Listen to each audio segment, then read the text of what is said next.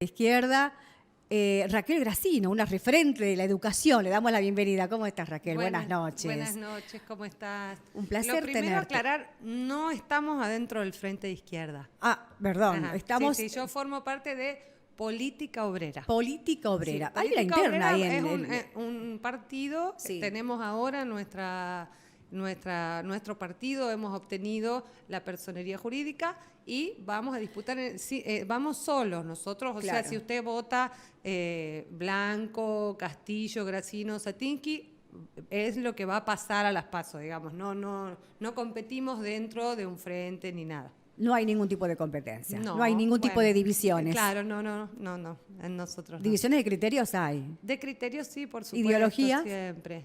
No, bueno, Política Obrera es claro. El resultado de una enorme batalla política e ideológica dentro de la izquierda.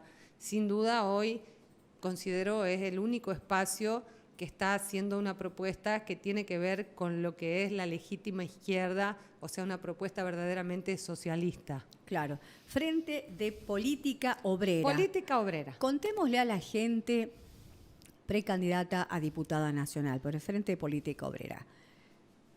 ¿Cómo podemos identificar a la izquierda? ¿Con qué ideología? ¿Con qué pensamiento? ¿Con qué criterio? ¿Con qué inclinación? Bueno, nuestro partido va en la lucha por el socialismo, ¿no? Es otra alternativa, digamos, a ver, ¿cómo lo explico? Nosotros consideramos que este régimen, que es el régimen capitalista, está completamente agotado y que hay que transformar la sociedad bajo otro régimen que nosotros proponemos, el socialismo, donde no haya explotadores y explotados, donde todos vivamos de nuestro trabajo y podamos tener de la misma manera los mismos derechos, las mismas oportunidades, etcétera. O sea, están, si me puedes bajar un poquito el retorno, te voy a agradecer. Joel, muchas gracias. Se identifican entonces con los sectores más vulnerables, con los trabajadores. Absolutamente, sí. Nosotros, bueno, somos trabajadores y luchamos por los derechos de la clase trabajadora, por los derechos de nuestra clase, que bueno, siempre históricamente en el régimen capitalista usted sabe que hay explotadores y explotados, claro. O sea, los que son los dueños de los medios de producción y los que vivimos de nuestro trabajo y somos explotados para alimentar esa economía capitalista, ¿sí? Entonces, bueno, nosotros consideramos que este régimen ya está completamente agotado. Miren, nuestro país tiene 205 años y no ha podido dar las respuestas más elementales para la vida, que sería la salud, el trabajo, la educación. En todo este tiempo ha ido en desmedro de lo que tiene que ver con los derechos de las personas. Pero además, hoy se ve claramente que este régimen capitalista ya es incompatible con la vida misma. La pandemia lo ha puesto al desnudo, porque todo se ha movido y se sigue moviendo en beneficio de las ganancias de ciertos sectores y en desmedro de la salud y la vida de los sectores trabajadores, que estamos siendo empujados en todas las áreas a una presencialidad en la que se nos va la vida. En ese sentido nosotros planteamos, por ejemplo, en pandemia no debe haber presencialidad en las áreas que no son esenciales. Por supuesto hay áreas esenciales donde los trabajadores serán los que deban y pueden, porque conocen, imponer los protocolos que sean necesarios para no contagiarse y no morir. Pero todos los otros sectores que no son esenciales, por ejemplo, en el caso de la educación, pueden manejarse a través de los medios virtuales en la emergencia. Porque, bueno, es un virus que está en el mundo, contagia y mata. Nos ha costado la vida de 33 compañeros docentes en la provincia, 300 docentes a nivel nacional y, bueno, 100.000 muertos en nuestro país. 100.000 muertos es un número tan aberrante que es peor que si hubiera sido una guerra. Muy doloroso, ¿no? Muy doloroso. Raquel Gracino es la referente de los docentes autoconvocados. Sí, ustedes también deben haberla escuchado una docena de veces en estos micrófonos, hablando y renegando y planteando y reclamando distintas problemáticas. En este momento donde se está pidiendo emergencia en educación, en este momento donde hay un estudio que indica que hay solamente en el sector 700 alumnos que no se inscribieron, que no están escolarizados. Bueno, eso nosotros con los docentes autoconvocados lo hemos denunciado desde el día número 1, porque pasamos rápidamente a la virtualidad, los docentes pudimos adaptarnos, nos costó mucho, pero con los sectores más jóvenes o aquellos que tenían conocimientos, rápidamente fuimos a la virtualidad. Pero el gobierno no ha destinado ni un peso, ni un recurso para que esa virtualidad sea posible. Nada, todo quedó en las manos y en los hombros de los salarios docentes, porque nosotros hemos pagado el internet para poder dar las clases virtuales, y en el sector de las familias lo mismo. ¿Qué pasa? En el mismo proceso se agudizó toda la crisis económica.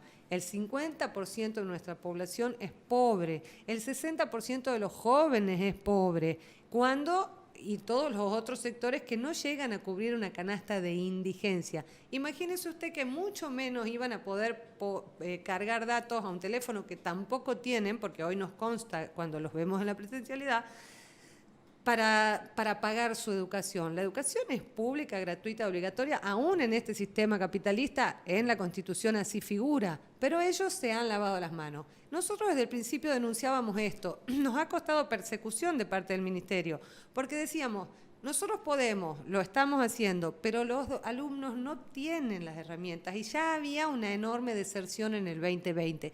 ¿Qué pasó en el 2021? Que fuimos al sistema bimodal porque no pusieron un peso tampoco. Muchos de esos chicos que ya quedaron por fuera en el 2020 no retornaron en el 2021 porque también las condiciones de miseria hicieron que enormes sectores quedaran por fuera de todo sistema educativo, de todo sistema de salud, de todo sistema. Y el gobierno bajo ningún punto de vista fue a atender a esos sectores. Han abandonado, de hecho, ya directamente retiraron el IFE, que era una miseria para sostener a aquellos que quedaron sin trabajo en la cuarentena, pero este año directamente lo retiraron, porque pusieron en movimiento, bueno, lo que es más importante para ellos, que es poner, que al principio decían, ¿hay salud o economía? No, defendemos la salud y la vida. Falso. Rápidamente hicieron este enorme aperturismo que usted hoy lo ve en Tucumán y me imagino que en cualquier otra provincia del país, que es como si no hubiera una pandemia. No nos dejemos engañar, porque en otros países que van adelante nuestro, en el ritmo del ciclo de la pandemia, que ya están en quintas olas, esta presencialidad y este aperturismo total que viene del sector industrial, comercial y el sector educativo, va a traer enormes y tremendas consecuencias.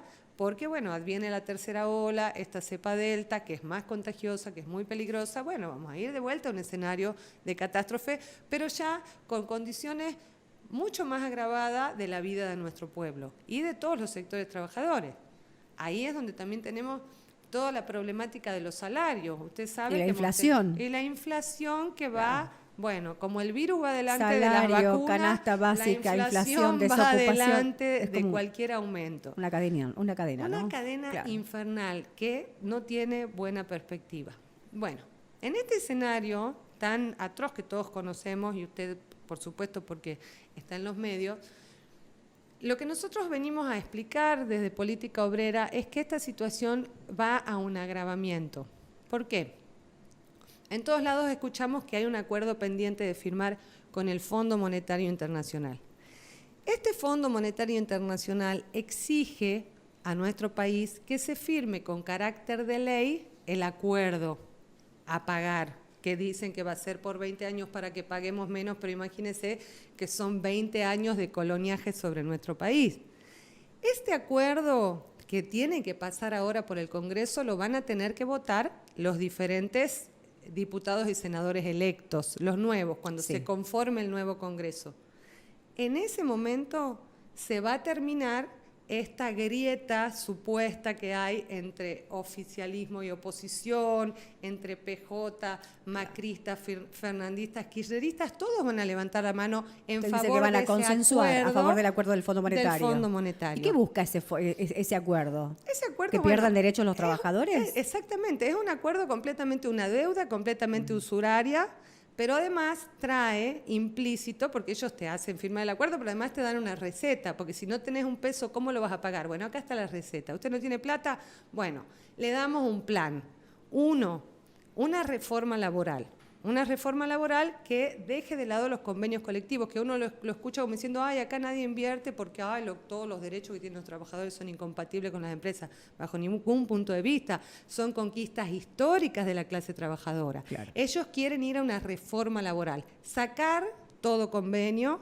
Entonces vamos a quedar sin vacaciones, sin obra social, sin el contrato, digamos, que usted después puede tener para que si derechos lo despiden, previsionales también. Exactamente, si lo despiden, una indemnización, todo eso va a desaparecer.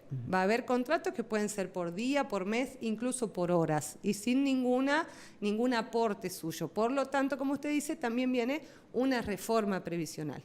La reforma previsional, gravísimo, quieren separar el salario de la movilidad. Ya no habría este 82% móvil. Por un lado iría el salario y por otro lado un fondo de pensión, donde uno mismo va ahorrando y finalmente va a obtener una pensión jubilatoria para todo el mundo, que viene a ser como, digamos, un plan social jubilatorio. O sea, van a ir también contra esa conquista histórica de la clase trabajadora. En beneficio, aumento de la edad jubilatoria, las mujeres de 60 a 65, los hombres de 65 a 70, y todo ese ahorro, bueno, va a ir destinado a pagar durante décadas al Fondo Monetario. Deuda. Y si a usted no le alcanza todavía, ellos dicen, no hay ningún problema, también pueden pagarnos con activos ambientales. Entonces, bueno. Recursos naturales. Exactamente. Vamos a un coloniaje nunca visto en la historia de nuestro país. Vamos a décadas donde va a ser mucho más profunda las penurias que hoy vive nuestro pueblo. Entonces, bueno, en ese sentido es donde nosotros decimos es necesario organizarse. Como tribunos, si fuéramos electos, iríamos al Congreso, no solamente a votar en contra de ese acuerdo colonial, sino también desde ahí a organizar a los sectores de trabajadores para que sea el pueblo el que diga no a ese acuerdo. Ahora, bueno, ahí tiene agua y hay una rica picadita acá que Sí, vamos a disfrutar. claro. Yo la escucho y digo, ¿puede ser que solamente la izquierda lo pueda estar viendo a este panorama que está presentando la precandidata a diputada nacional por el Frente de Política Obrera, lo digo bien, y el resto de los diputados no lo puede visualizar, digo? ¿Por qué no tienen este debate? Y al escucharla también me pregunto, y le pregunto, ¿cómo se debe conformar entonces el Congreso de la Nación? ¿Cómo debe votar el tucumano en este caso, teniendo en cuenta su planteo? Nosotros lo que decimos es, desde ese espacio, promover y a dar la lucha desde todos los sectores de trabajadores, con los métodos históricos de lucha de los trabajadores, en busca de una asamblea constituyente libre y soberana con poder, ¿no es cierto?, que tenga la capacidad de tomar decisiones, donde se elijan allá los congresales y sea el pueblo el que debata, porque somos los trabajadores los que sabemos lo que necesitamos, y que sea el pueblo que debata a dónde se destinan los recursos, que desde ya tendría que ser un salario que cubra el costo de la canasta familiar, o sea, algo sencillo, digamos, si se quiere, básico tendría que ser, que uno pueda llegar a fin de mes con su canasta cubierta. Que se repartan las horas de trabajo sin afectar los salarios, porque tenemos esta enorme masa de sectores desocupados. Para ello también nosotros decimos, debe haber un plan de obra de viviendas populares para todos los sectores que no tienen vivienda, que son millones en nuestro país, a donde allí también tendríamos fuentes de trabajo. Necesitamos un sistema de educación único, laico, gratuito para todos, porque hoy en día también, como en todo, hasta en las vacunas usted lo ha visto, se priorizan los negocios, los negociados de ciertos sectores.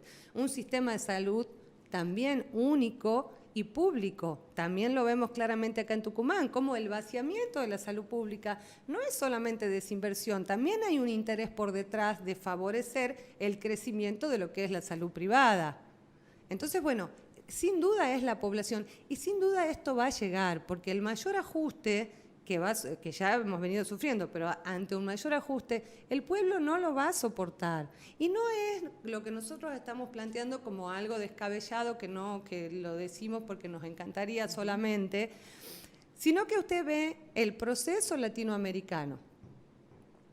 Tenemos Colombia, tenemos Ecuador, tenemos Chile, tenemos el propio Brasil. Enormes movilizaciones del pueblo que dice basta, porque en todos esos casos se va profundizando estas medidas de ajuste. Bueno, hay enormes rebeliones populares, como fue acá en Argentina en el 2001. ¿Qué pasó? Hubo una enorme rebelión que dijo basta y se tuvieron que ir en el helicóptero. El problema es que en ese momento no hubo esta organización, que nosotros lo planteamos hoy como una asamblea constituyente libre y soberana, que tome el poder político y que abra las puertas a otro régimen. En ese momento, bueno, no estaban dadas las condiciones y volvieron a ocupar los lugares, bueno, otros perros con los mismos collares. Pero, bueno, es una oportunidad a la que inevitablemente el pueblo se va a ver llevado a esta imperiosa necesidad de salir a las calles a luchar por derechos fundamentales, como estábamos hablando, laborales, salariales, bueno, y el hambre misma que nosotros lo vemos tan crudamente en nuestra provincia. Y luego, bueno, sin duda, los otros sectores, ellos también lo ven, claramente. No es que nosotros somos los iluminados que estamos viendo esto. Claro. Pero bueno, aparecen toda esta demagogia, todas estas promesas. Mire usted ahora, en este momento, cuando todo el año han abandonado el sistema de salud, a los médicos, hay muchos sectores que se tenían que comprar ellos mismos los barbijos porque tenían terror o los trajes para no contagiarse. No han destinado un peso para sostener, no hubo aumento salarial, han hecho huelgas los médicos y todo el personal de salud, enfermeros, camilleros, etcétera, en pandemia para poder tener los recursos mínimos cuando eran el primer frente. No se ha destinado nada. Todos los sectores se organizan y luchan, bueno, en defensa de la vida, de la salud. O apareció el auxilio económico después de reclamar. Exacto, o marchar, pero son demás, migajas, ¿no? son migajas para muchos sectores. Y ahora, sin embargo, vemos este despliegue de dinero en las campañas, en el voto que se compra, cuánto dinero se destina, ahora aparece. En el ofrecimiento de contratos de manera pública. Exactamente. Y después también... Y una justicia también ausente, Raquel, porque también hay que decir, no hay ningún fiscal que haya actuado de oficio y nada, ¿no? Absolutamente ninguno. Porque, bueno, hay muchas voluntades compradas. Y sin duda, los que gobiernan a la larga se van conchavando uno en otro en su beneficio personal. Pero bueno, hay enormes masas de sectores que fue sin duda una expresión la lucha de los docentes autoconvocados que nos organizamos de manera independiente. Y allí no había ninguna distinción, cada uno podía tener su ideología, su religión, su preferencia, su equipo de fútbol, lo que quisiera. Eso era del índole de lo personal, pero nos organizamos de conjunto en la lucha por las reivindicaciones que eran comunes a todos, porque más allá de las diferencias, todos docentes con salarios absolutamente miserables. Bueno, lo mismo sucede en determinados momentos también en los otros sectores. Tenemos nuestras diferencias, pero hay cuestiones que son comunes, que es poder vivir, comer, alimentar a nuestros hijos, que tengan una educación, las futuras generaciones también, y defender la salud y la vida hoy, porque si bien estamos en esta pseudo normalidad, cuando venga ahora esta tercera ola, que va a ser mucho más tremenda porque está todo abierto con un sistema de salud que no está del todo recuperado, porque ellos dicen no hay colapso del sistema de salud. Falso. El sistema de salud no está atendiendo un montón de otras dolencias que son las comunes, digamos, porque está ahí, siempre al límite con los casos de COVID. ¿Qué vamos a hacer con nuestros hospitales pediátricos? Bueno, todo eso obviamente va a volver a colapsar. Pero ellos, bueno, están en esta campaña que, a ver, los tucumanos sabemos, porque se repite de la misma manera, cíclicamente, en algún momento hay que decir basta. Los invitamos a todos los trabajadores, a todos los que vivimos de nuestro trabajo, a los luchadores, para mañana viernes a las 6 de la tarde vamos a hacer un acto en la Plaza Independencia para ir a dar a conocer nuestras propuestas y también hacer una caracterización política del momento. O sea, ¿por qué planteamos esto? Porque, bueno, como estábamos charlando con usted, este es el escenario. En este escenario es donde planteamos estas propuestas. ¿Qué pasa con el crecimiento político, ¿no? del sector que usted representa en comparación con lo que ha pasado en Jujuy en el mes de junio? Hoy la izquierda en Jujuy ocupa el tercer lugar, es la tercera fuerza política. Bueno, ese es el sector del Frente de Izquierda es el que está pidiendo ser la tercera fuerza y quiere ingresar en el Parlamento como la tercera fuerza. Ajá. Política Obrera de ninguna manera quiere ser la tercera fuerza. Nosotros queremos ser la vanguardia de la clase trabajadora y organizarnos con los métodos de la lucha histórica de los trabajadores, porque nosotros tenemos la certeza, porque no es que lo sepamos porque lo adivinamos, sino porque a la vista está en los hechos, de que el Parlamento, este Parlamento, no va a modificar en nada las condiciones de vida de los trabajadores, porque este Parlamento es el que va a votar el acuerdo con el fondo. O sea, nosotros no queremos ir a hacer un voto minúsculo en el Parlamento, o ser una tercera fuerza que, mire, si mi intención va a ser la tercera fuerza contra ese enorme régimen capitalista, estoy frito. Nosotros lo que nos proponemos es ser una fuerza que se organice junto a las bases para la transformación social y transformar este régimen político. Ser la vanguardia, ser la que lleve adelante de conjunto con todos los trabajadores la lucha para transformar este escenario. No ir a la cola del sistema burgués finalmente. Raquel, quienes lo conforman a este frente, ¿no? Son personas intelectuales, preparadas. Tenemos también a un dirigente gremial, usted también es dirigente gremial del sector educativo, Ariel Osatinsky, que está vinculado a la política gremial universitaria. Así es. ¿Verdad? Daniel Blanco, quien no lo conoce, un histórico. Uh-huh. ¿Qué pasa con el discurso del convencimiento de los tucumanos? Bueno, estamos haciendo una fuerte campaña. ¿Algo está fallando? No ¿O qué pasa? ¿Qué está fallando? Porque, a ver, porque pueden ser tan exitosos o tan convincentes en el discurso gremial o tan convocantes en la fuerza gremial y en la época partidaria... Bueno, sí, sin duda que se maneja. En la época electoral. Hay otro, bueno, lo que recién hablábamos primero de los manejos que hay desde el poder, desde la clase dominante para los espacios. Mire, nosotros, y con todo el corazón agradecidos a estos espacios que nos ofrecen, que son espacios independientes. No hay muchos espacios independientes que nos permitan tener la palabra para explicar nuestras propuestas. Porque, bueno, también la prensa, como las vacunas, como la salud privada, como la educación, está comprada. O sea, son sectores que no tienen ninguna independencia. Así que nosotros, además, por ejemplo, no tenemos ningún financiamiento externo de algún empresario o de algún sector del gobierno, nada. Nuestro financiamiento es independiente, nos financiamos con aportes de los militantes y simpatizantes de nuestro partido que, bueno, apuestan a que se vaya. Nuestro trabajo es de construcción. A pulmón. No es, claro, no es en busca de un éxito, no es del éxito.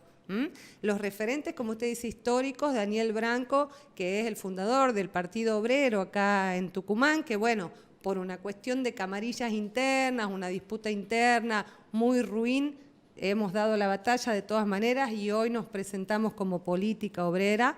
Alejandra del Castillo, que es una referente, que esto es lo que nosotros queremos mostrarle a todos los compañeros trabajadores, ¿no? No es una lista donde hemos puesto nombres, ¿no? Sino somos todas personas que intervenimos, de hecho, en la lucha cotidiana, tanto nuestros referentes a nivel provincial Daniel Blanco, Alejandra del Castillo en el sector de la mujer y la lucha contra la impunidad, Raquel Gracino en el sector de los docentes, Ariel Osatinsky en el sector de la docencia universitaria, también está Laura Alegre en el sector de los desocupados, también tenemos a Raúl Barrio Nuevo, que es del sector autoconvocados de la salud, también tenemos al señor Mario Villacorta, que es del sector autoconvocado del Citrus. En todos los enormes procesos de lucha autoconvocadas que ha habido en la provincia en los últimos tiempos, hemos sido los dirigentes que nos hemos puesto a la cabeza, no por ponernos, sino nos hemos puesto en la cabeza con la responsabilidad de ponernos a organizar hombre por hombre en el único método que consideramos que va a ser posible para transformar esta sociedad. Más temprano que tarde vamos a tener que ir a una lucha, esa lucha tiene que ser organizada y esa lucha requiere también de un partido que nos represente. ¿Por qué no ir a dar la disputa en todos los campos, no es cierto? En este caso, la disputa electoral. Pero sin duda llamando a que se sumen a nuestra organización porque necesitamos un partido que sea de la clase trabajadora si queremos llegar a un gobierno de trabajadores. Donde el trabajador entre también en la discusión salarial, ¿no? Por supuesto. Claro. La discusión salarial que mire como usted la en plantea. el Ahora control. mire la paritaria, los Claro. sindicatos que tenemos. Todos, la mayoría, totalmente adictos al gobierno. Ahora la CETERA sale como cantante y sonante en el momento de las elecciones, adicta al sector del oficialismo, a anunciar con bombos y platillos un aumento que en diciembre el docente va a llegar a 40.000 pesos. 40.000 pesos en diciembre. Además que ya usted hipotecó su voto, hipotecó su vida para darle continuidad a este régimen, pero en el proceso inflacionario nadie sabe dónde nos vamos a encontrar en diciembre. Pero hoy la canasta de pobreza es 66.500 aproximadamente y va en ascenso. Imagínese que a usted le van a dar eso en diciembre. Hay respuestas, hay luchas en todo el país, porque a veces no las visibilizan, que es otra cosa. Hay una lucha ahora en Salta del sector de la docencia que lleva 2 semanas de paro total y piden un aumento de 120.000 pesos, que es el costo de la canasta familiar. Bueno, ahí está haciendo malabares el gobierno para tratar de quebrarlos. Por supuesto que empiezan todas las maniobras. Nuestro movimiento, de hecho, el movimiento autoconvocado fue fortísimo en el 2020. Después vino la pandemia y quedamos aislados. Seguimos organizándonos de manera virtual durante todo el 2020. En el 2021 se inicia nuevamente muy fuerte el proceso de lucha, pero aparece un brazo del gobierno con dirigentes que ya están, digamos, conchavados con el sector de Jaldo, a quebrar el movimiento. Se armó otro sector que dividió, quebró esa lucha.